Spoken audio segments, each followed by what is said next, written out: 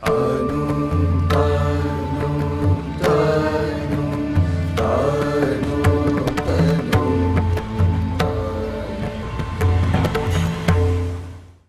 నమస్కారం. SBR talks channel స్వాగతం.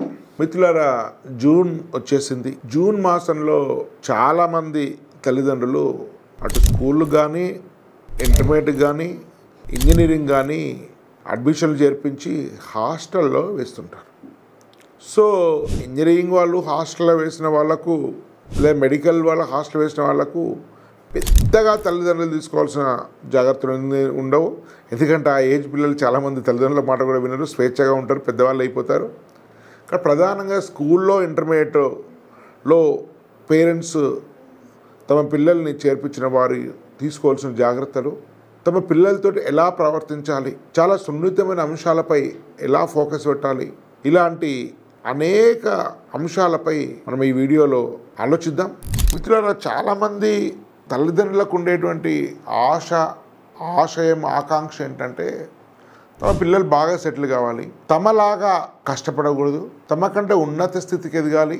ఇవి సాధారణంగా అందరు భారతీయ తల్లిదండ్రుల యొక్క ఆకాంక్ష. దానికోసము వాళ్ళ పిల్లలందరినీ కూడా ఇష్టంగానో అయిష్టంగానో తమ పిల్లల ఫ్యూచర్ కోసం డబ్బుల గురించి ఆలోచించకుండా కష్టపడి మరీ పిల్లల్ని హాస్టల్లో వేస్తుంటారు. కానీ దాంతోపాటే చాలా ఆశలు పెట్టుకుంటారు పిల్లల మీద, చాలా ఆరాటం ఉంటుంది. తమ పిల్లల ఫ్యూచర్ ఎట్లుంటుందో తెలుసుకోవాలని చెప్పి చాలా ఉత్సుకత ఉంటుంది. ఈ సమయంలో కొన్ని వాస్తవ విషయాలు ఆలోచించకుండా పేరెంట్స్ తెలియకుండా చేసేటువంటి చిన్న తప్పుల వల్ల స్టూడెంట్స్ మీద చాలా ప్రభావం పడుతుంది. స్కూల్లో కానీ, ఇంటర్మీడియట్లో కానీ తమ పిల్లలను హాస్టల్ వేసినప్పుడు మనం ఇలా వ్యవహరించాలి అని ఆలోచిద్దాం. ముఖ్యంగా ఇంటర్మీడియట్లో హాస్టల్లో వేసినప్పుడు మనం కొన్ని అంశాలు గుర్తుపెట్టుకోవాలి. ఒకటి, తమ పిల్లలు ఇప్పటిదాకా ఒక చిన్న పరిధిలో చదువుకున్నారు, ఒక చిన్న స్కూల్లో ఉండేటువంటి స్థాయిలో చదువుకున్నారు. అప్పుడు వాళ్ళ ప్రతి తల్లిదండ్రులు కూడా తమ పిల్లలు బాగా చదువుతారు అనేటువంటి భావన ఉంటుంది. ముఖ్యంగా వాళ్ళ క్లాస్ ఉండేటువంటి పెర్ఫార్మెన్స్, వాళ్ళ ఫ్రెండ్స్లో ఉండేటువంటి పెర్ఫార్మెన్స్ ఆధారంగా కాస్త వాస్తవం కంటే ఎక్కువ అంచనాలు ఆశలు పెట్టుకుంటుంటారు.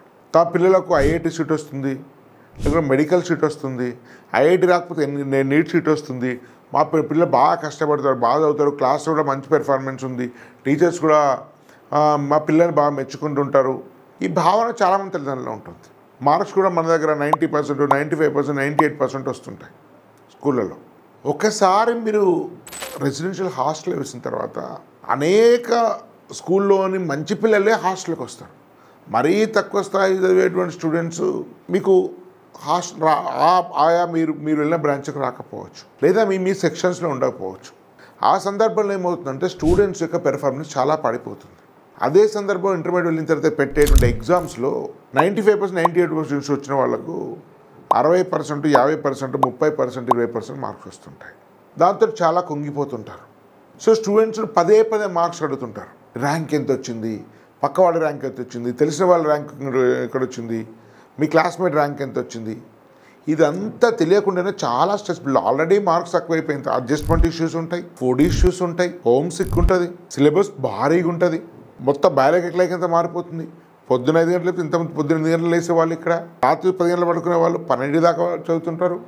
ఇన్ని కొత్త పరిస్థితుల మధ్య, కొత్త సిలబస్ మధ్య, కొత్త స్టూడెంట్స్ మధ్య ఆల్రెడీ స్ట్రెస్ ఉన్న స్టూడెంట్స్ మీద మీ ర్యాంక్ ఎంత వచ్చింది, మార్కులు ఎంత వచ్చినాయి, ఎందుకు తగ్గింది అని చెప్తూనే నువ్వు టెన్షన్ పడకు, ఫ్రీగా చదువు, స్ట్రెస్ తీసుకోకు అంటూనే ఉంటారు. దానివల్ల వాళ్ళ స్ట్రెస్ పెరుగుతుంటాయి. కాబట్టి దయచేసి పేరెంట్స్ అందరూ 2 నెలల వరకు మీరు మార్క్స్ అడగకండి. తెలిసినా దాన్ని చిన్న విషయంగా చూడండి. ఒకవేళ చాలా మార్క్స్ వచ్చినా ఎగ్జైట్మెంట్ కాకండి. ఈ శ్రీ చైతన్య, నారాయణ, కేకేఆర్ లాంటి వాటిలో చదివిన స్టూడెంట్స్కు స్టార్టింగ్లో చాలా మార్కులు ఎక్కువ వస్తాయి. కానీ రాను వాళ్ళ యొక్క సహజ సిద్ధమైనటువంటి మార్క్స్ వస్తాయి. కొద్దిమంది నిలబెట్టుకుంటారు, చాలామంది మార్క్స్ పడిపోతుంటాయి. నార్మల్ స్కూల్స్లో, సిబిఎస్ఈ స్కూల్స్లో చదువుకున్న స్టూడెంట్స్కు ఇనిషియల్గా మార్కులు తక్కువ వస్తాయి.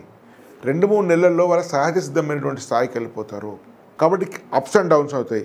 ఆ స్టార్టింగ్ ర్యాంక్స్ బాగా వచ్చి మెచ్చుకొని పొంగిపోయి మావాడికి 300కు 250 వస్తే పొంగిపోయి చాలామంది తల్లిదండ్రులు 2-3 నెలల తర్వాత టాప్ ర్యాంక్లో ఉన్న వాళ్ళు ఎక్కడో 50 ర్యాంకో, 70 ర్యాంకో, 100 ర్యాంక్ పడిపోయి 80% మార్కులు 40% మార్క్స్ పడిపోతే ఇంకా కుంగిపోతారు. స్టూడెంట్స్ కుంగిపోతారు, మీరు కుంగిపోతారు. కాబట్టి మొదటి 2 నెలలు మీ మార్క్స్ మీరు పట్టించుకోకండి. అడ్జస్ట్మెంట్ అయ్యే వాతావరణం ఇవ్వండి. దయచేసి ఎప్పుడు కూడా మీ పిల్లల ర్యాంకులు ఇతర పిల్లల ర్యాంకుతో పోల్చకండి. ఇతర పిల్లల గురించి మీరు తెలుసుకోకండి. మీరు గాబరా పడుతూ, మీరు స్ట్రెస్లో ఉంటూ, మీరు అత్యాశలు పెట్టుకుంటూ, మీ పిల్లలపై దానిపైన మీకు తెలియకుండానే మీ ప్రేమతో రుద్దుతున్నారు. ఇక్కడ ఫస్ట్ సెటిల్ కానివ్వండి, మంచి భోజనం చేయనివ్వండి, ఆ బయాలజికల్ క్లాక్ అలవాటు కానివ్వండి, టీచర్స్తో ట్యూన్ కానివ్వండి, ముఖ్యంగా కొత్తగా హాస్టల్ వేటలకి సమస్య, సిలబస్తో ట్యూన్ కానివ్వండి, ఫుడ్తో ట్యూన్ కానివ్వండి, 3 నెలలు వదిలేయండి. అస్సలు పట్టించుకోకండి మీరు మార్క్స్ను. అసలు మీరు ఫోన్ చేసినప్పుడు దయచేసి మార్క్స్ అడగండి. మీకు ఎట్లాగో సెల్ ఫోన్లో వస్తుంటాయి, వచ్చే దాన్ని చర్చ చేయకండి. మీ బాబు పట్టించుకున్నా ఎక్కువ వచ్చిన తర్వాత పట్టించుకోకని చెప్పండి, ఎగ్జైట్మెంట్ వచ్చి పట్టించుకోకని చెప్పండి. చాలామంది చేసే మిస్టేక్స్ ఈ మార్క్స్ దగ్గర మిస్టేక్ అవుతుంది, కంపారిజన్ దగ్గర మిస్టేక్ అవుతుంది. దయచేసి మీరు ఎట్లన్నా కనీసం ఐఐటి హైదరాబాద్ తెచ్చుకోవాలరా, మీరు ఎన్ఐటి వరంగల్ తెచ్చుకో, ఈ లక్ష్యాలను నిర్దేశించకండి. మార్గం సక్రమంగా ఉంటే లక్ష్యం ఈజీగా సాకారం అవుతుంది. ప్రాసెస్ పైన దృష్టి పెట్టండి, లక్ష్యాన్ని పట్టించుకోకండి. కాబట్టి ప్రాసెస్ చాలా ముఖ్యం. ప్రశాంతంగా చదువుకొనియండి, కానీ దయచేసి ఎట్టి పరిస్థితుల్లో లక్ష్యాలు పెట్టకండి. నేను చెప్తున్నాను 2 ప్రధాన విషయాలు చెప్పాను ఇప్పటిదాకా. ఒకటి, మార్క్స్ అడగకండి. ఒకవేళ మార్క్స్ తెలిసినా పోల్చకండి. మూడవది, మీరు మీ లక్ష్యాలను మీ వాళ్ళకు నిర్దేశించకండి. అంటే మీకు ఏ సీట్ రావాలనేది వాళ్ళ మార్కులు బట్టి వస్తుంది. ముందే అంచనాలకు రాకండి. తక్కువ మార్కులు వచ్చినా ఎక్కువ మార్కులు వచ్చినా వాటిని పట్టించుకోవాల్సిన అవసరం లేదు. వాళ్ళ ఆరోగ్యం పట్ల, వాళ్ళ అడ్జస్ట్మెంట్ పట్ల, వాళ్ళ మానసికమైన స్థితి పట్ల మాత్రమే మీరు దృష్టి కేటాయించండి. ఎందుకంటే ఎక్కడో చిన్న పట్టణం నుంచి, చిన్న స్కూల్ నుంచి వెళ్ళి హైదరాబాద్లోని మహానగరంలోని ఒక చిన్న అపార్ట్మెంట్లో అనేక మంది స్టూడెంట్స్, అనేక మంది ఫ్యాకల్టీస్, అనేక రకాల పరిస్థితుల వల్ల అడ్జస్ట్ అయ్యి చదవడానికి చాలా సమయం పడుతుంది. కాబట్టి ఈ విషయాన్ని చాలా జాగ్రత్తగా ఆలోచించండి. ఫౌండేషన్ ఉన్నా లేకపోయినా లాస్ట్ 2 ఏళ్ల వరకు ఉండే మార్పులో ర్యాంకుల మార్పు ఏమి ఉండదు. ఫౌండేషన్ ఉన్న వాళ్ళు ముందు చాలా పెర్ఫార్మెన్స్ చేస్తారు, తర్వాత సహజస్థితికి వస్తారు. ఫౌండేషన్ లేని వాళ్ళు కాస్త లేటుగా మీకు వాళ్ళకి మార్క్స్ వస్తుంటాయి. కాబట్టి 3 నెలల వరకు గ్రేస్ పీరియడ్ అనుకోండి. కాబట్టి వాటి పట్టించుకోకండి. ఎట్లాంటి మీరు ఎమోషన్ గురి కాకుండా చాలా బ్యాలెన్స్గా ఆలోచించండి. సో పిల్లలతో చాలా ప్రేమగా మెదలండి. సో ఇవి ముఖ్యమైన జాగ్రత్తలు. ధన్యవాద్. భారత్ మాతా కీ జై.